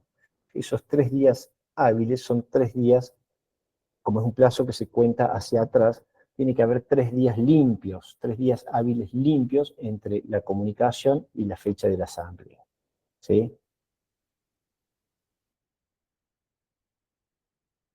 Vamos a artículo 239, estas son normas relativas a los actos preparatorios, si se quiere, de la asamblea. El artículo 239 establece que los accionistas pueden hacerse representar en las asambleas por mandatarios, ¿sí? O apoderados con facultades de representación. Sí limita la ley la posibilidad o el campo de acción de estos mandatarios porque prohíbe que los directores, síndicos o integrantes del Consejo de Vigilancia, los gerentes y demás empleados de la sociedad sean representantes de los accionistas. ¿Sí?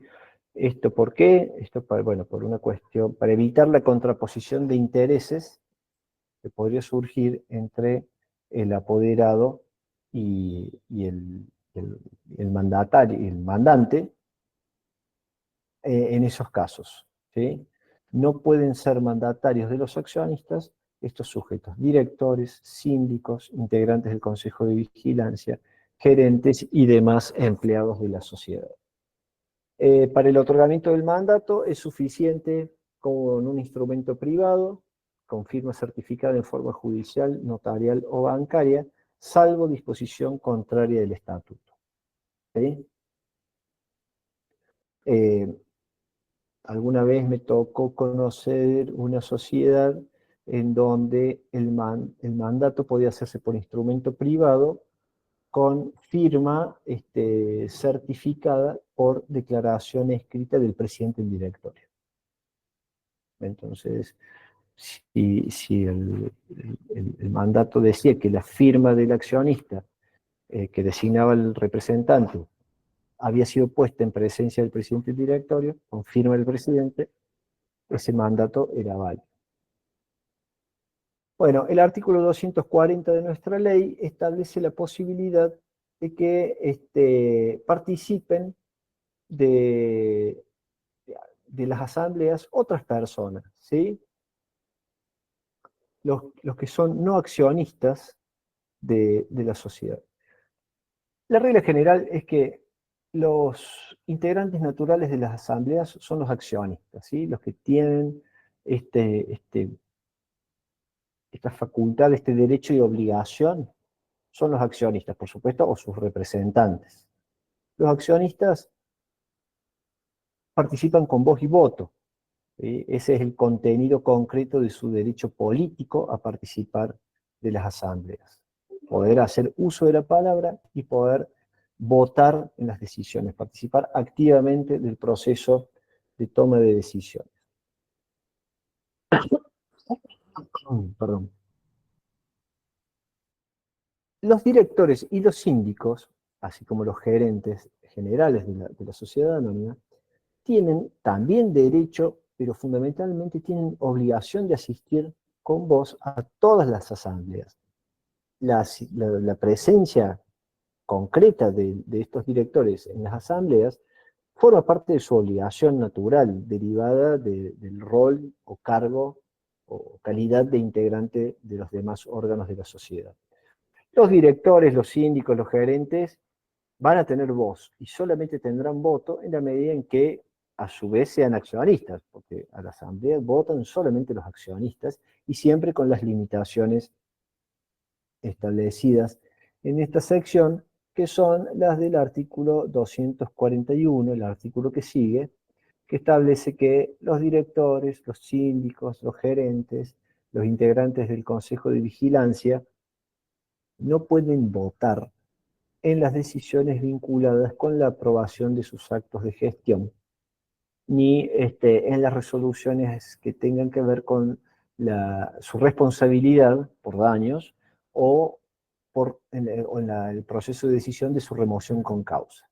¿Por qué? Porque allí tienen un interés contrario, personal y directo en contra de la sociedad, ¿sí? Entonces, la regla general es que acá participan de las asambleas los accionistas, participan con voz y con voto. Accionista, su representante, en realidad esta diapositiva hay que corregirla, porque el representante ejerce los derechos de su representado, da lo mismo. Directores, síndicos, gerentes generales, miembros del Consejo de Vigilancia tienen también obligación de asistir con voz a todas las asambleas, es parte de sus obligaciones funcionales. Solamente van a tener voto en la medida que a su vez sean accionistas y con las limitaciones que dijimos recién, ¿sí? No pueden participar de la decisión o de la aprobación de sus actos de gestión y no pueden intervenir en las resoluciones que tienen que ver con su responsabilidad o su remoción. Por último, es nula cualquier cláusula en contrario. Bien. También se permite, y en realidad es muy usual, que asistan o sean citados a participar de la asamblea empleados o dependientes de la sociedad anónima para informar sobre cuestiones puntuales que estén siendo tratados por la asamblea. Por ejemplo, un empleado de un área técnica que explique ciertos detalles de alguna cuestión, ¿sí? Algún gerente. También es común que haga uso de la palabra, que participe de la asamblea el auditor o el contador certificante de los estados contables.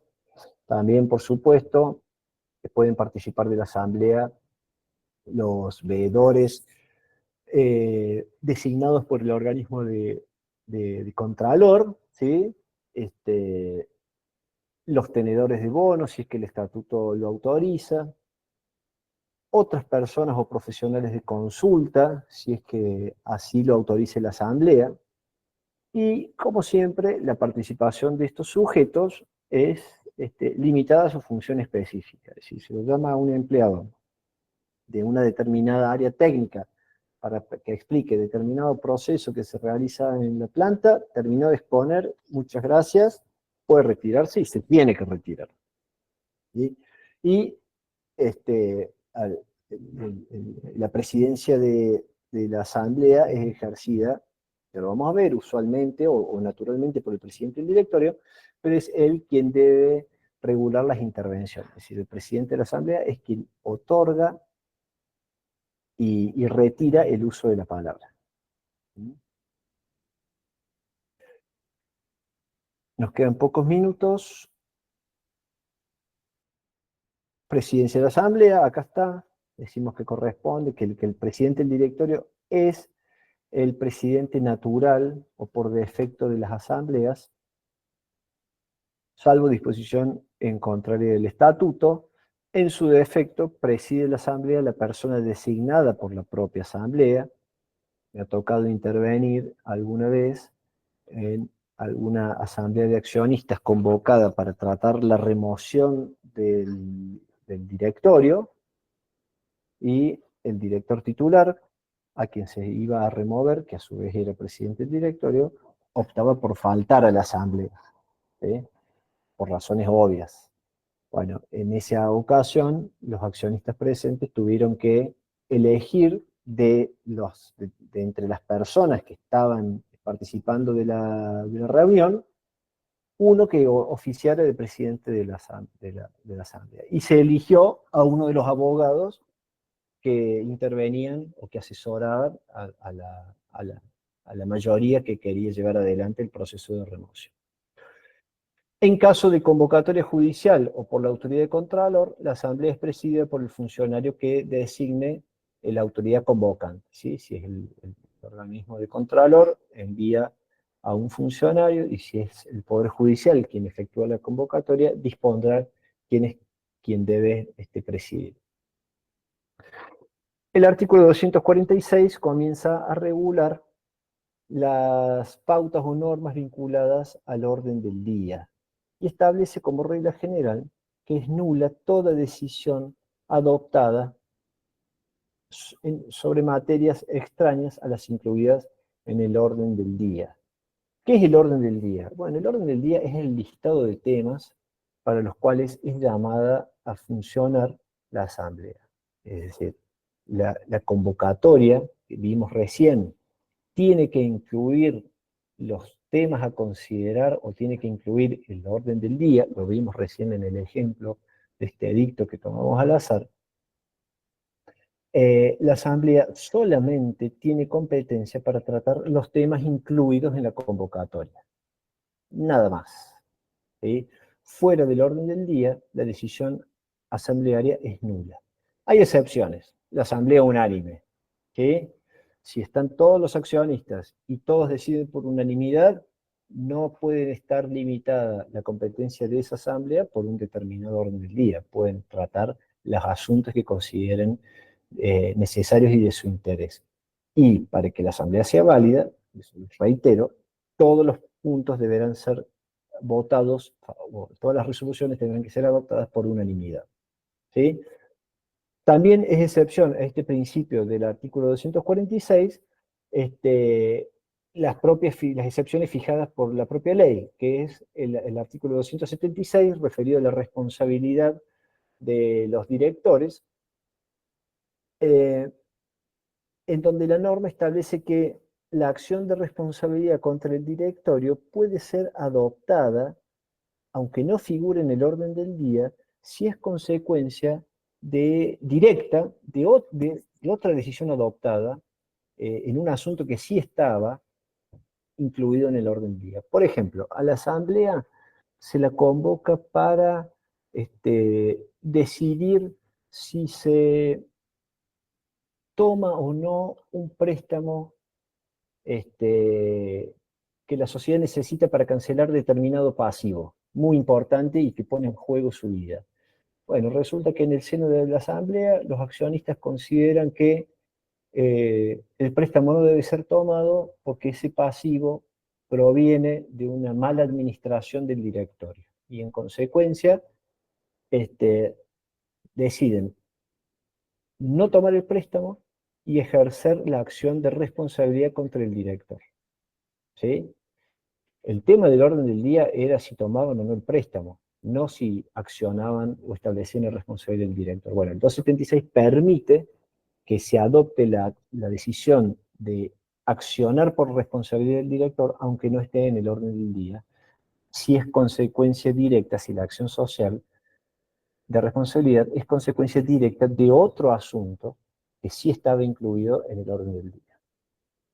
Y en tercer lugar, es una excepción también a la regla de que son nulas las decisiones adoptadas fuera del orden del día, la designación de los encargados de suscribir el acta de la asamblea. ¿Sí?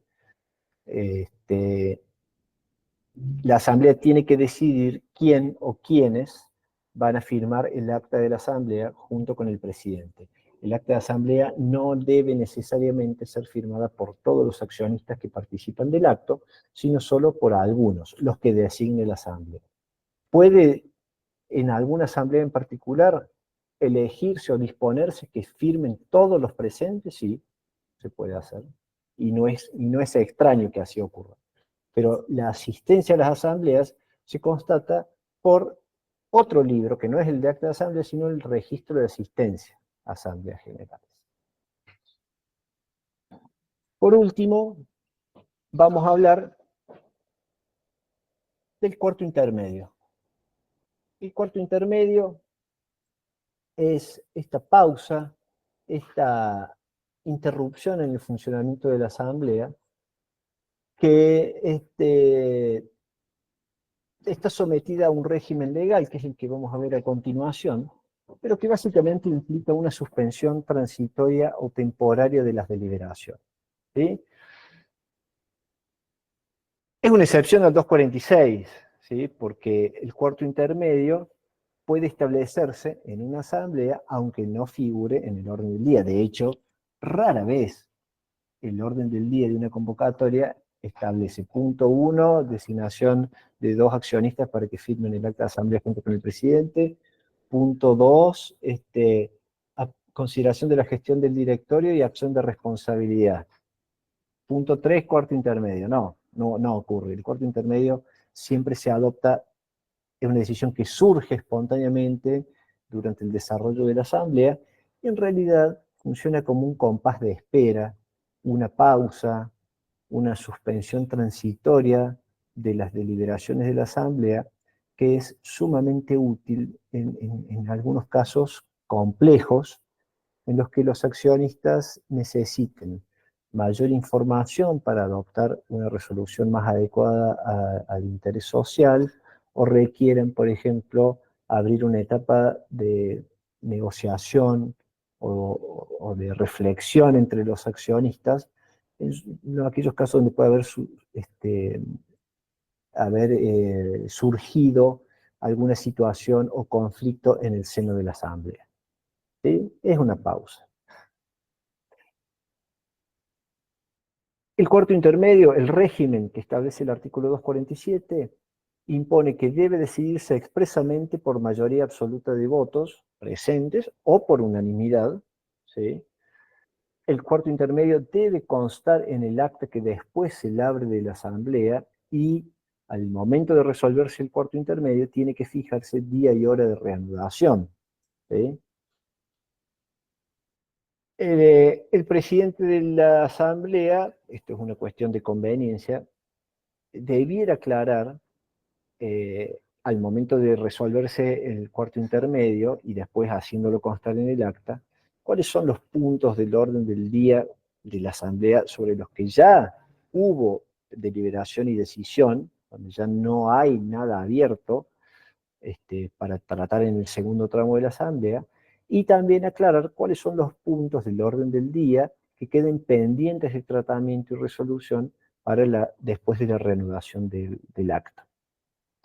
De la reanudación solo podrán participar los accionistas que comunicaron originariamente asistencia al primer tramo de la Asamblea, aunque no hubieran participado de ese primer tramo de la Asamblea. Porque el accionista puede comunicar asistencia y después no ir. ¿Sí? Si comunicó asistencia, no fue, y la Asamblea comenzó y terminó en ese mismo día, ya está, ese accionista que comunicó y no fue, perdió la posibilidad de participar. Pero si el accionista que comunicó asistencia a una asamblea no fue a la asamblea y esa asamblea pasó a cuarto intermedio, tiene derecho a participar del segundo tramo de la asamblea o de la reanudación del acta. Y la última disposición es que debe confeccionarse un acta de cada tramo de la asamblea. ¿Sí? Bueno, con la clase de hoy llegamos hasta acá, pasamos a lo que se dice un cuarto intermedio, hasta la próxima clase. Nosotros continuaremos con el desarrollo de los demás temas de la unidad 9.1 referidos a la asamblea en el próximo encuentro que tengamos nosotros, ¿sí? A partir de mañana y el lunes continúan con el profesor Fujimi. A partir de ahora vamos a detener la grabación y los saludo y los despido hasta la próxima clase. Gracias, ¿Alguna profe. duda? Pueden hacerla ahora mientras vamos suspendiendo la grabación. Gracias, profe. Que le vaya muy bien.